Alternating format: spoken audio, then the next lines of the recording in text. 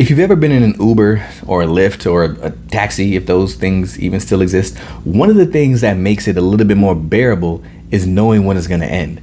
Right? If you look at the map as you're in the car, it doesn't just tell you the time that you're expected to arrive, but it updates every single minute with how much time you have left. When we have dreams and a vision and goals, it doesn't make sense to just dream it and then wait for it to happen. What makes more sense is to make sure you're checking on your progress along the way. The reason why is because we don't rise to the size of our dreams, we fall to the strength of our systems. What that means is you have big dreams, and I want you to have big dreams. You're supposed to have big, huge dreams, but just because you have big dreams doesn't mean you're gonna make it there. Lots of people have big dreams.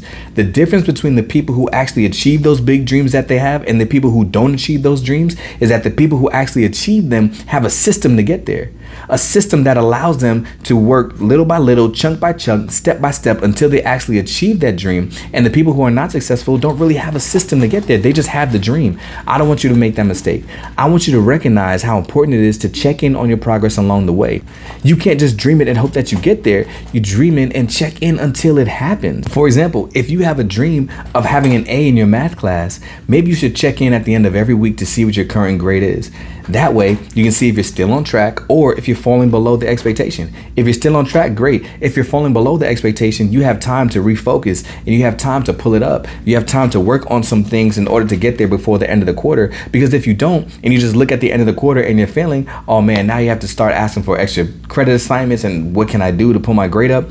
You don't want to be that person because you won't always have the opportunity to bring that thing up and get to the dream that you want to have. So it makes more sense to check in with enough time to make adjustments before you get to the finish line. You got to figure out what you can do to make that dream come true. And it's a beautiful thing to dream. It's amazing to dream. I want you to have huge, big, astronomical dreams, but I also want you to realize that it's going to take a lot of work to get there.